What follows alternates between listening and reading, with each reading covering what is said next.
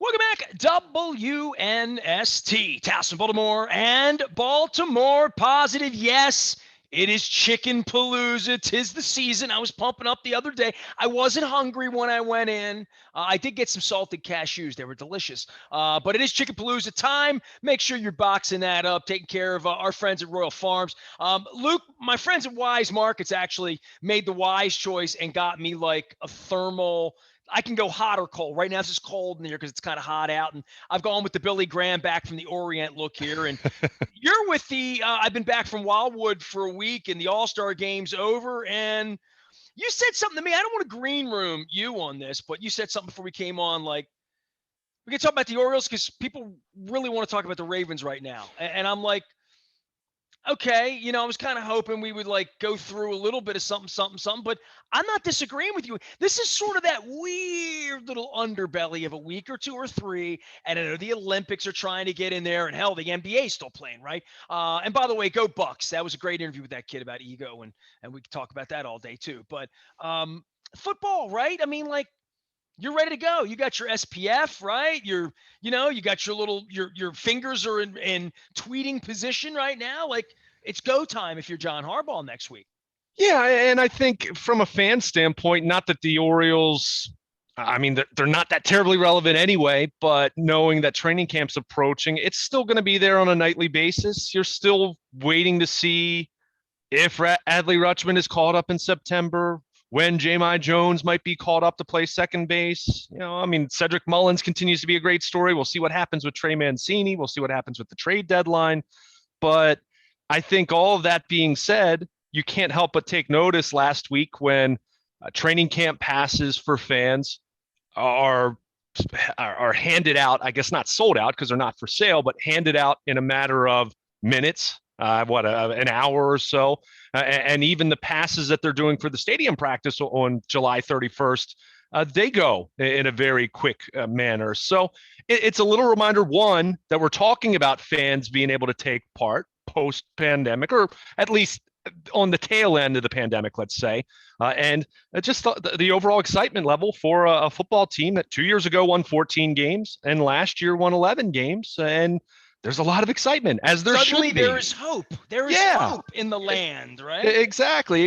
So, I mean, the Orioles will continue to play out the rest of the season, and we'll still talk about that and give that, whatever deserved time that is. But yeah, people are excited about the Ravens, and they should be. And we're finally at that point now where, we've gotten through OTAs, we've gotten through mandatory minicamp. The players, coaches, executives kind of get their downtime. And, you get that dead period, which is why I go to Wildwood when I do in early July, for example. But you come back and you're starting to count down now to training camp, and knowing that every practice isn't life or death or anything like that, other than just catastrophic injuries that you want to avoid. But it's another step getting closer to kicking off September 13th in Las Vegas, and just the excitement, the optimism, let's face it, the expectations. As I noted at BaltimorePositive.com last week, you kind of ponder this Ravens season. What would constitute a successful, gratifying season that doesn't include winning the Super Bowl? It's kind of tough, right? Dude, I made a call last week. I figured out where Radio Row is going to be in LA. All right. I mean, it's not time to get a flight yet, but it's time to be thinking about how we're going to encamp ourselves in Los Angeles, the city of the stars, Luke Jones, a little Hollywood up on the hill, the whole deal. And how are you going to touch a play? Like, if I come down there on the 31st, what happens? Well, at this point in time, from what I understand, now the Ravens have not made any of their plans official yet. From what I understand, there's going to be a meeting, and there will be a meeting at some point this week, probably via Zoom, just for the ease and convenience of it. But they'll lay out how it's going to look. But from what I understand, and a lot of this is going with what I've heard from a league standpoint, with being a member of the PFWA, is there will be some in-person access in terms of probably podium, which if anyone's watched the videos, at the team website or Baltimore Positive, knowing that they're outside, right outside the facility, right off the practice field, they'll have some podium, they'll have in-person access in that way. We've never had locker room access, at least since I've been covering the team. We've never had locker room access during training camp anyway.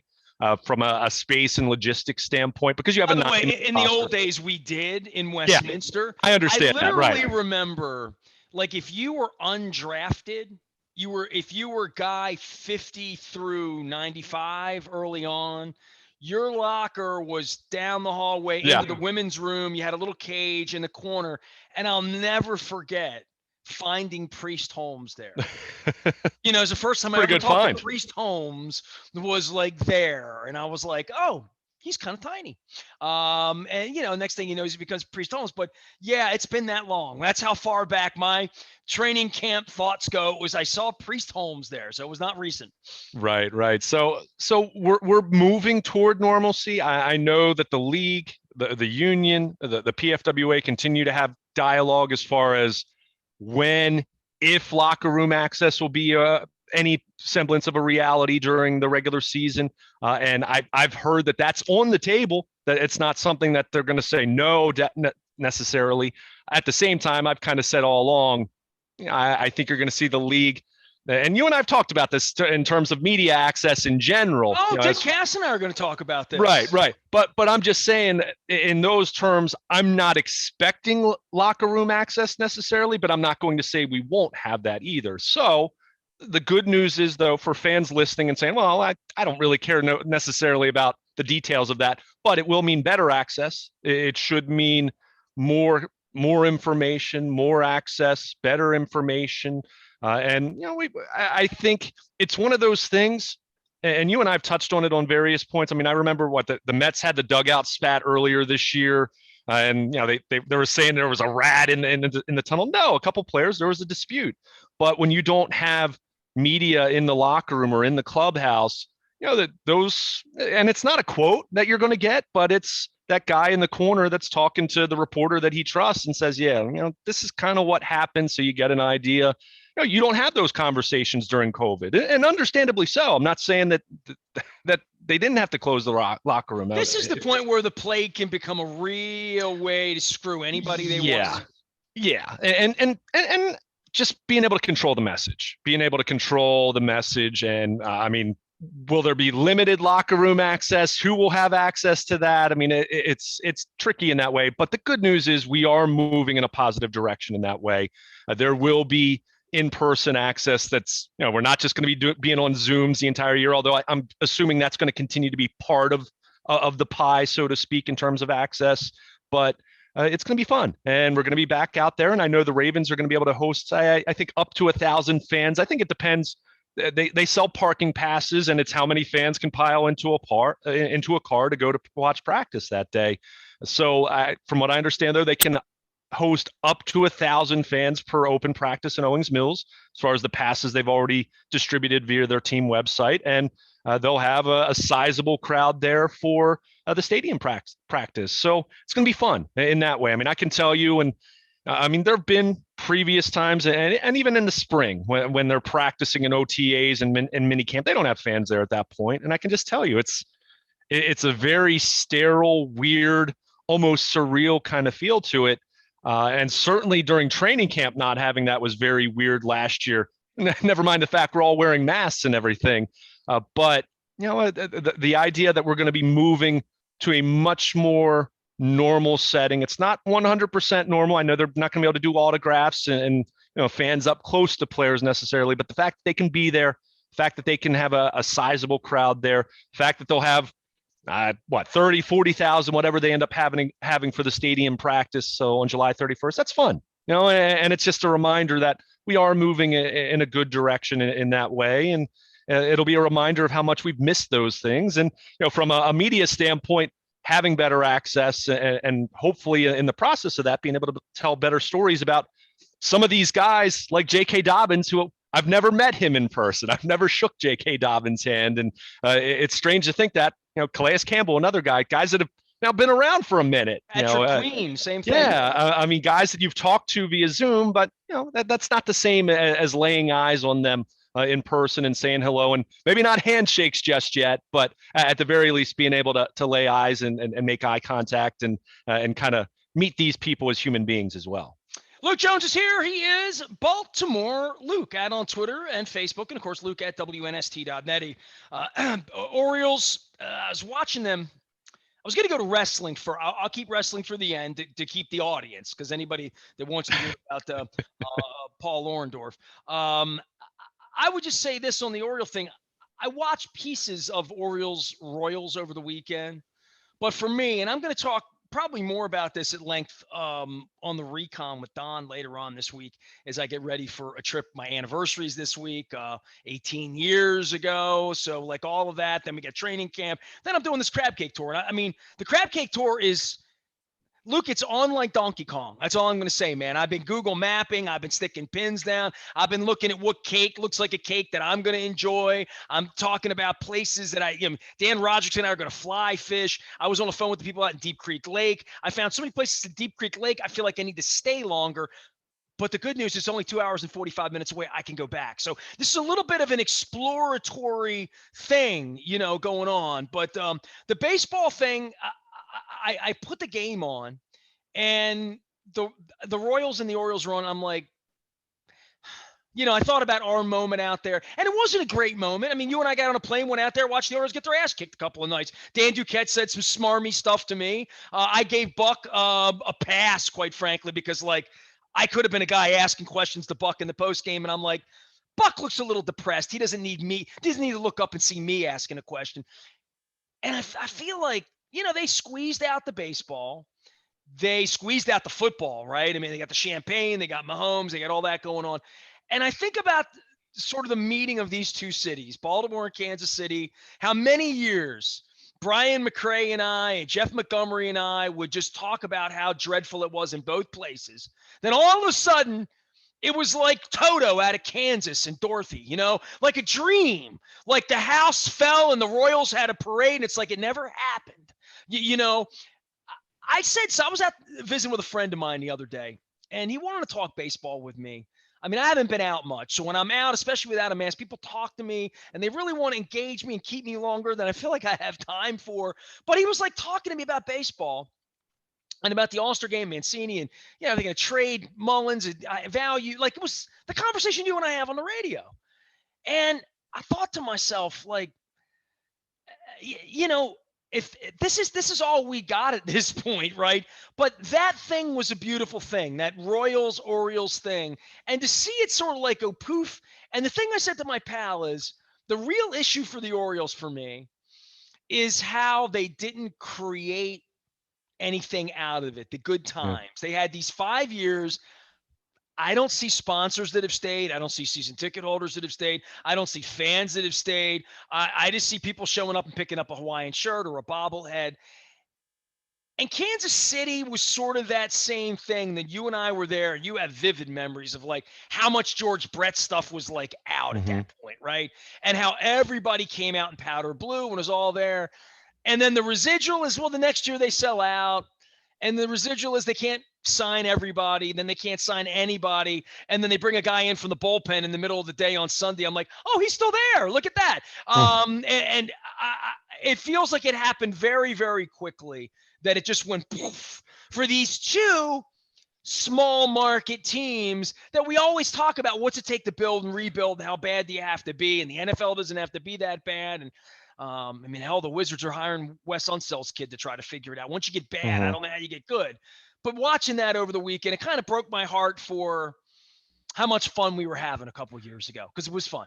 Yeah, and I think it really does speak to that conversation that you and I, frankly, have not necessarily debated or fought over, but we've just pondered a little bit in terms of what is the value of reaching the pinnacle in the way that Kansas City did in 2015. The year after they beat the Orioles in the ALCS. But then it's very fleeting, and you kind of sooner rather than later settle back into that malaise, that period of not being terribly relevant. I mean, look, okay, the Royals aren't left of it. What's left of it is there's 12,000 people in the ballpark. A bunch of people have a bunch of Royal stuff in their closet that they bought. Right. And we never had that with the Ravens, right? Like, Ravens won in 2000, and then they just – people just kept coming. And Right. that's unusual. And I think with the Orioles in 92, 93, like I felt very, very spoiled when I built this thing back in the 90s that like there were always going to be 3 million people here, never seeing how bad this guy would completely F it up. And that there would be a Washington team and there would be shootings outside the third base gate on a night when I'm supposed to go to the game. And I'll get to that on the recon if you don't want to touch it. But I just, I don't know, it's kind of heartbreaking for me for Kansas City because when I was there and they were all dancing, you remember, I mean, Mm-hmm. it wasn't a whole lot of fun for us, but it was like, it was something to see that city in that way, in that stadium, that night, the way you and I witnessed it. And to see that it didn't leave behind, I guess it left behind something. There's kids in Kansas City playing baseball instead of lacrosse or soccer or whatever, I guess. But it certainly didn't feel that way over the weekend. That's all I'm saying. Yeah, but the point I was trying to make is we always talk about that gratification that you get, that you hope for, that you think about, that Red Sox fans thought of for 86 years, that Cubs fans thought of for over 100 years, that where you reach the pinnacle. But how valuable is that? How much is that worth if there isn't some semblance of sustainability in the prosperity after that? And look, I don't mean winning 3 championships in a row. I don't mean becoming the New York Yankees. You said it with the Ravens. If the Ravens had won in 2000 in the way they did, and then they became the Orioles of the early 2000s immediately after that. They had the cap purge right away, right? They had to blow up the team. The Tampa Bay Buccaneers. Tampa Bay Buccaneers won. They, and it was all right. good. And I remember going down there, dude. There weren't 5,000 Tampa Bay Buck fans there that day when Flacco threw those 6. Like, it was unbelievable. I've never been to an NFL game pre-plague where there have been less people of the home team than in Tampa, and they won. So there's a prime example. And in Detroit, they can never win, and all they do sell tickets. So there really is a mindset about it. There is, and there's a culture. I think it reflects a city from a fan base standpoint, not the city itself, because there's so many variables involved in all these different markets. But that's where I go back to the mindset of making sure you enjoy the journey. Look, I can't sit here with some guarantee and saying the Ravens will definitely win a Super Bowl with Lamar Jackson as their head coach or as their quarterback, or John Harbaugh will definitely win another Super Bowl as their head coach, because we just don't know. It's really tough to do, first of all. It's incredibly difficult to do. Ask Dan Marino, ask Dan Fouts, talk Hall of Fame quarterbacks who never won a Super Bowl. But I guess the point, and this kind of lends itself well to what you were mentioning with Kansas City. And I mean, the Royals aren't as bad as the Orioles right now, but they're still bad. They're still not a contender anymore, and haven't been for a couple of years.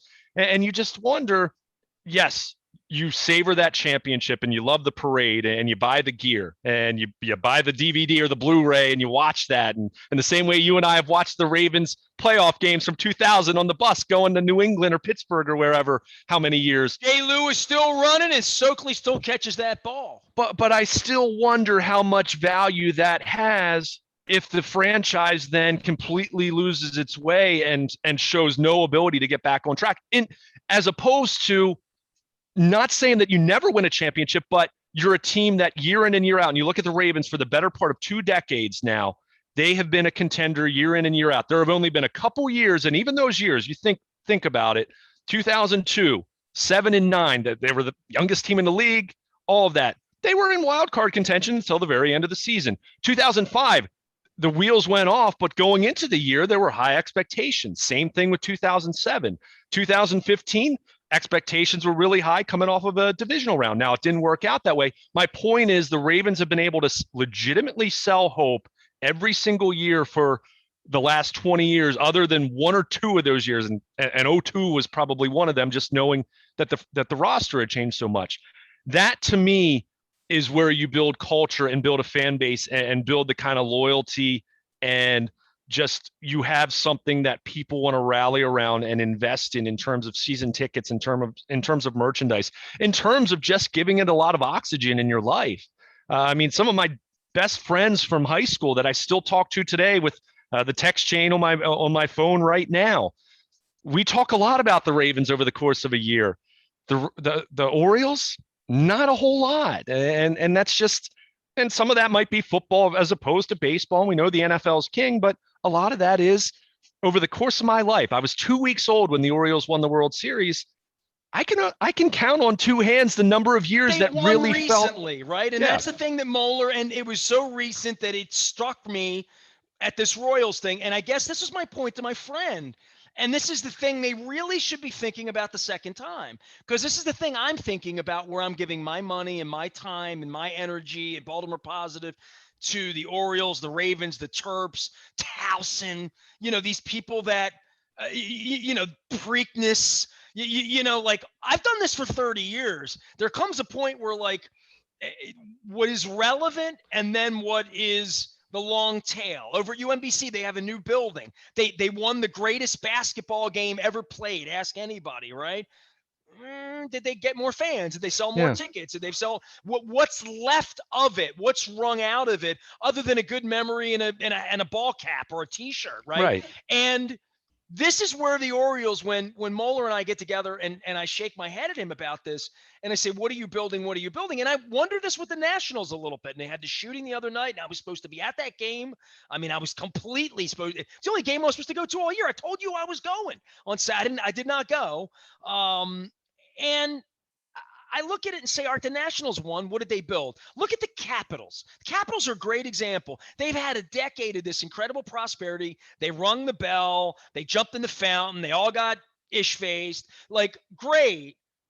All right, now the dude's got silver more than me in the beard, and he's going to go bye-bye, and the coach is long gone, and the ownership they squeezed it. They've sold a lot of tickets, a Yeah, lot of skybox. They really have. But what's going to be left in the afterburn of that if you haven't created a fan base? And that's really where the Orioles have once again in the long and I see the Royals a little bit. I mean, I saw the Pirates had prosperity and nobody goes again.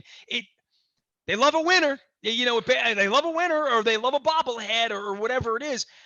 I just would like to think that when you're building this stuff, you're thinking a little bit more in terms of we're going to lose again at some point, and we need to keep people around here.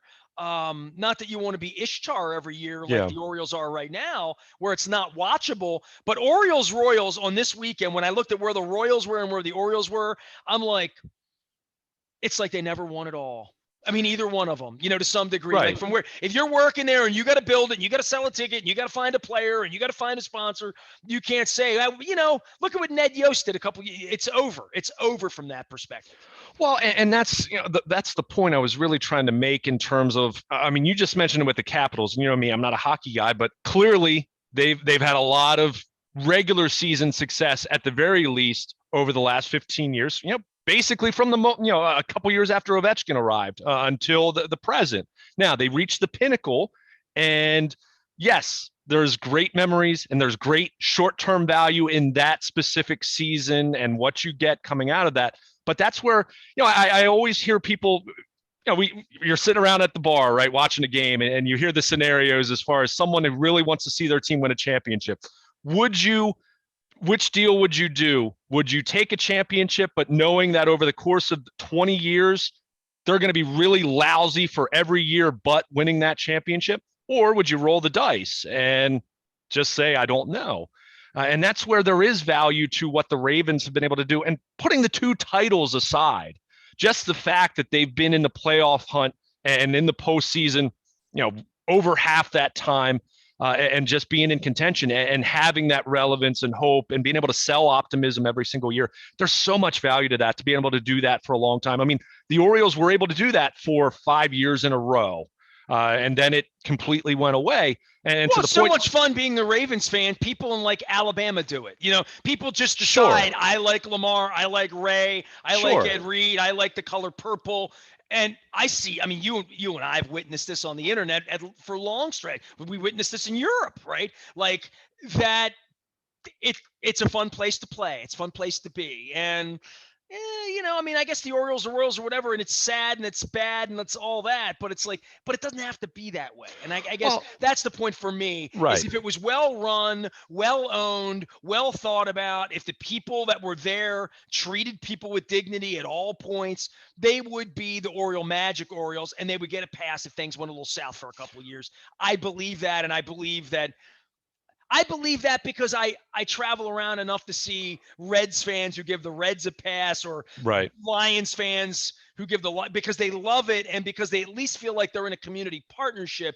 These people have never made it feel that way. Where the Ravens have gone out of their way to make it be a community kind of activity for them. Well, and you just said it. I mean, you mentioned some. I mean, the Reds, clearly look at what the Reds were in the 70s, for example. And of course, they won in 1990 as well. But the Orioles had that grace period for a very long time. I mean, you look at the climate of the mid to late 80s. The Colts had left town. There's so much discussion about a new stadium. Are the Orioles going to leave too? Are they going to go to the suburbs and closer to DC? And all the talk with Edward Bennett Williams. But you saw how the team was supported then at the very end at Memorial Stadium, and then what they had at Camden Yards. I mean, it was their attendance really didn't start to suffer until they had lost for several years. And I don't need to tell you that. I'm having Marty Conway on to primarily talk about soccer because I got to talk about this with him. But like, when I've spent time with him, and you've had breakfast with Larry Lucchino, or excuse me, Charlie Steinberg, but I've had breakfast with Larry. How hard that was to do. How much effort it will. Ask David Cope, ask Baker Koppelman, ask Roy Summerhoff, ask Rick Vaughn when he comes in with Shohei Ohtani. And I mean, the reason I don't bleed all of that to put it out there. I put it out there because it was successful. Right. It's what Oriole Magic was. It's what made Baltimore quirky and wonderful. It's what made the Oriole way quirky and wonderful. It's what made Brooks Robinson. It's what's kept Jim Palmer here till this point. It's probably a piece of that Ben McDonald remembers that brings him back, and probably brought Brady Anderson back, because they haven't heard people cheer for them since they left here. They went to places where nobody cared. And it was always different here. And I've now spent a generation here, a whole lifetime, literally a whole adulthood, where nobody's really cared about the baseball team in the way that when I built this thing 30 years ago, I thought they would always care. I thought it was our birthright to care. I thought, how could you F up John Miller, Chuck Thompson, Earl Weaver, Brooks Robinson, Cal Ripken, Camden Yards, being on 95, having two markets, having your own television network, having the Yankees and Red Sox? How could you F that up? Yeah. And it did. And it's still ongoing. And that's the part that really riles me in a Baltimore positive way, because I think, all right, you got some kids down in Bowie. Now, what are you going to do? How are you going to run it? Are you going to invite people like me back, or are we just are we going to keep it the way it's always been, where like, this is the way you're going to run the place? Are you going to get back in the community and do things, or are you not? Are you going to bring your players out, or are you not? Are you going to hide, or, and they're losing now, and they're losing badly. And to your point, it's easy for them to hide because you don't want to talk about it. I don't want to talk about it. They don't want to hear about it. And it gives them a chance to work in their laboratory without repercussion, because there were no expectations. Whatever happens the rest of the way. But at some point, we all look up and say, how many years have you been here? And when's the winning? And when's the community part of it start? When's the dollar night to come back? When, do something to get me back to the ballpark the next 8 weeks, please. Something. Anything that isn't full price and you give me a trinket. Well, and one recent thing they actually did that I will compliment them on in that way is they did that flash sale as far as for the Trey Mancini home runs, and gave 70% off for I guess one of the Nationals games coming up here. So they need much more of that, very clearly.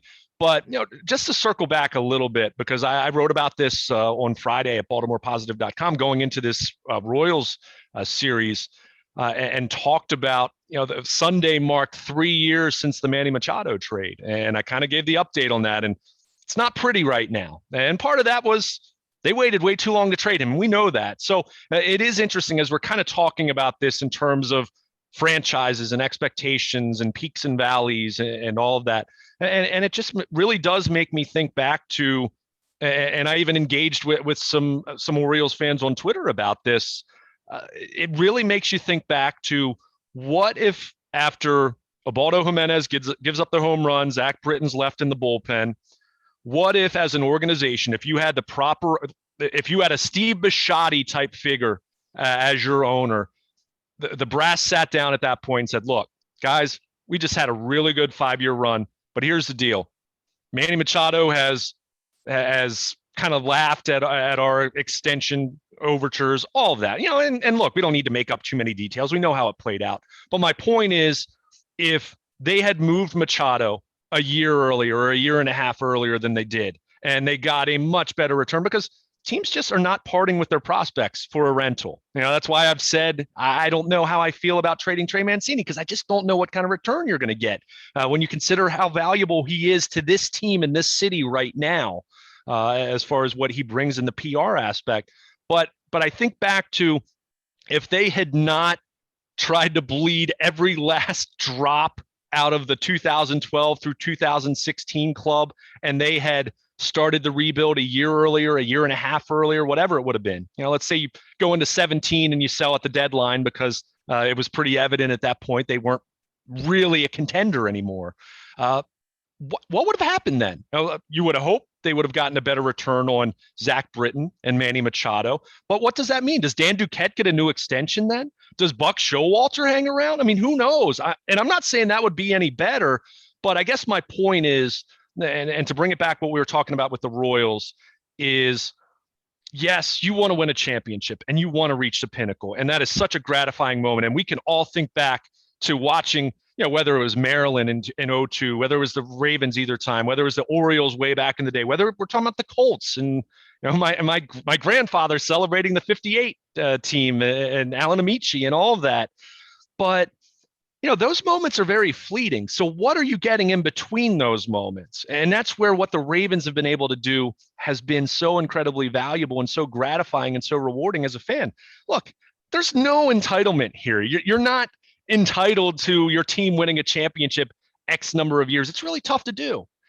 But I think what you are entitled to have as a fan and expect as a fan is for that team to be competitive more often than not in the long term. And that's what the Ravens have been able to do. And that's what the Orioles have not done since 1983. I'm going to be 38 years old in October, and I've seen, I think it's 10 winning seasons over the course of my life. Now, some fan bases in some cities where they've never won anything would say, hey, you did have 96 and you did have 97 and you did have 2014. But other fan bases have had much more consistency over a 4-decade period. And look at the Orioles from 66 through 83, or, let's say 85.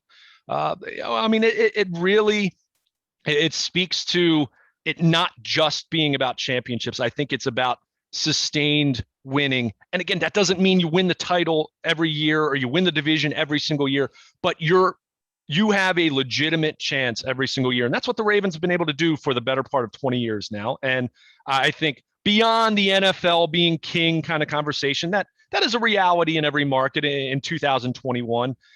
There's a ton of value to that.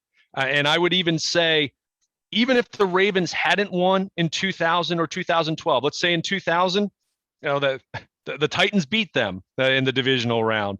And let's say in 2012, the Mile High Miracle never happens. We could be talking about the Ravens not having a Super Bowl to their name. However, if you're still looking over the last 20 years, I think you're still seeing a really popular franchise and selling lots of tickets still, and fans very much engaged because they have a chance every year. So my point is, yes, we all dream about those championship moments, and we all have the T-shirts, and we all have the hats, and we all have the plaques and the ticket stubs and all those different things as far as however much of that you were able to experience. But the journey is still so valuable. And that's where I think, bringing it back to talking about Orioles Royals this past weekend, when you consider where those two teams were 7 years ago, meeting in October at Camden Yards and Kauffman Stadium, and where they are right now.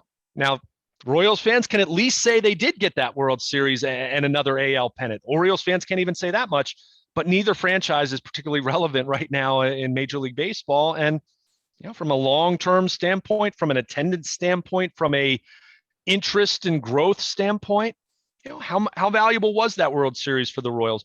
It had value, But was it this cash cow that meant they were going to sell out 2 decades in a row? Well, No, it wasn't. We're watching them play Tampa this week, and they're I mean, there goes your proof, right? Like, yeah, well, they won and never had anything.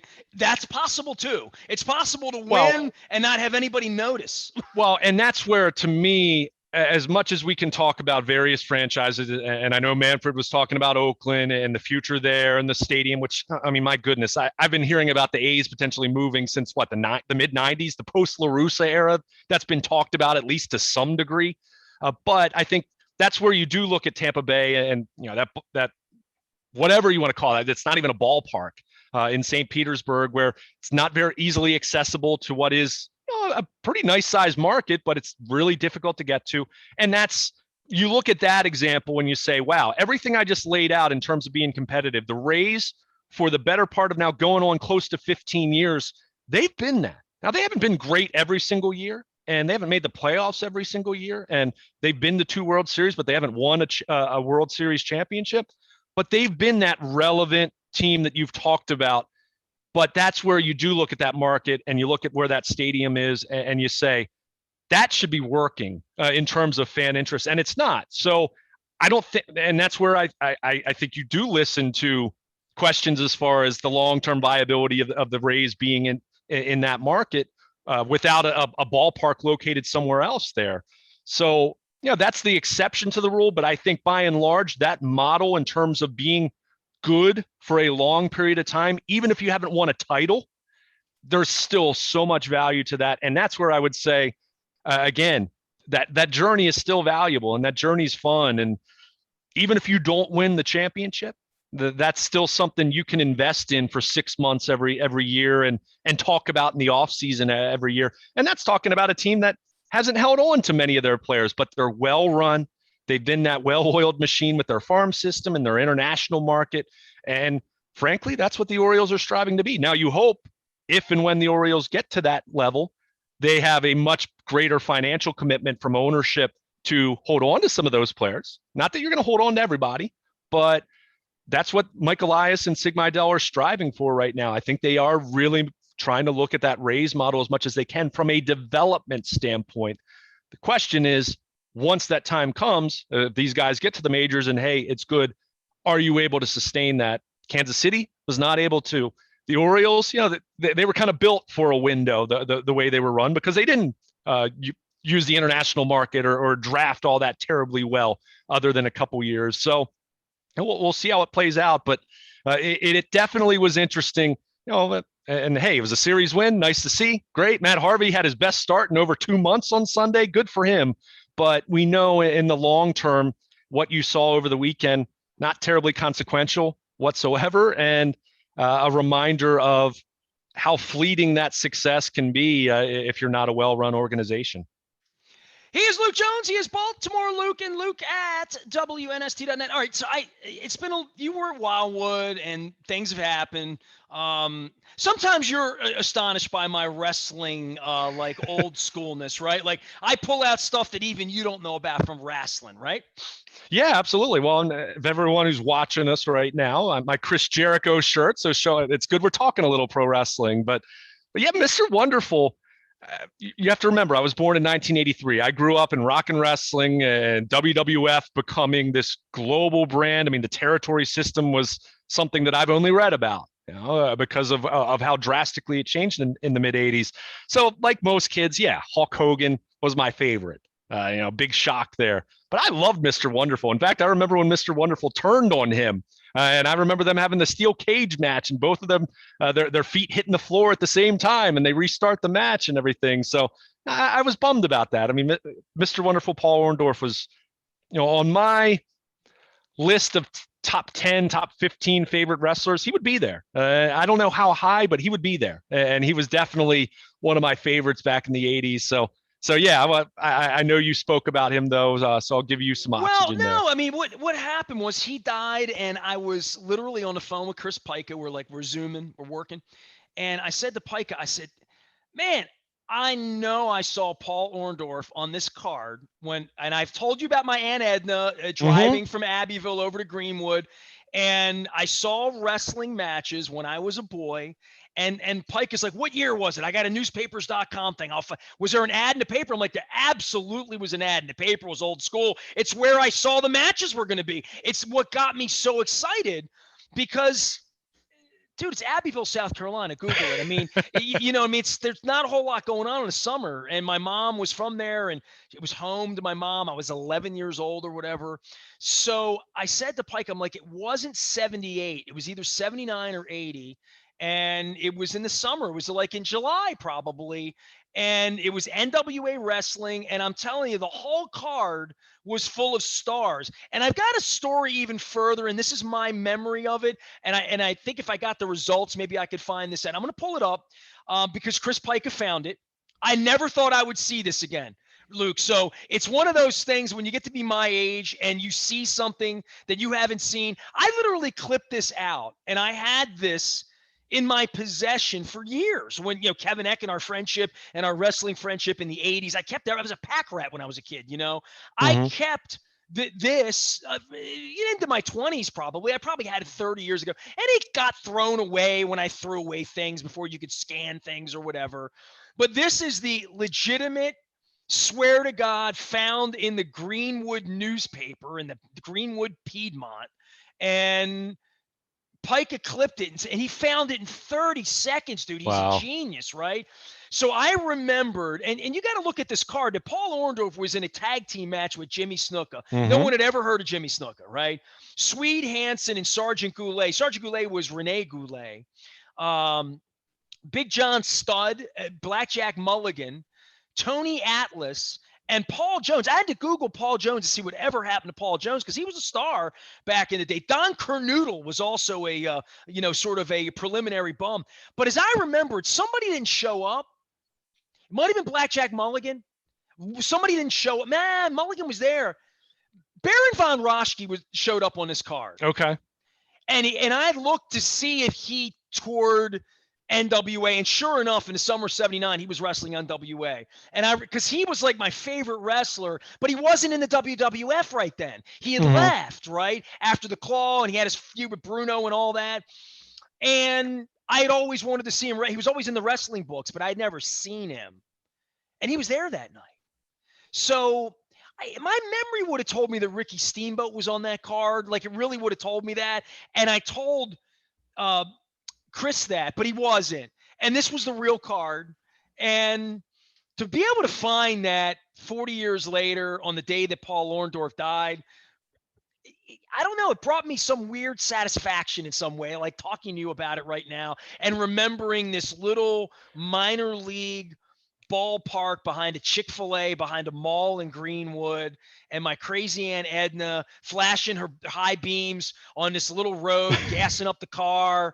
I mean, she was 80 years old. It made me find her tombstone online. It made me find her obituary. Like, I found all of this stuff because of a wrestling match she took me to on the day that Paul Orndorff died, right? So it's crazy how things like that work. That's fun. And I mean, whether it's a newspaper clipping or a ticket stub, I mean, I know you have a big collection there. That's why I as much as I love technology, and that's why I do get a little sad when, you don't have hard tickets handed out anymore for games and things of that nature. Because those relics that you come across, I mean, in fact, when I moved into my house, 4 years ago now at this point, going through so many things my mom had saved and I had saved, I found a one, it was the sheet with the card for WWF. I think it was at the Civic Center. It might have been at the Capitol Center, actually.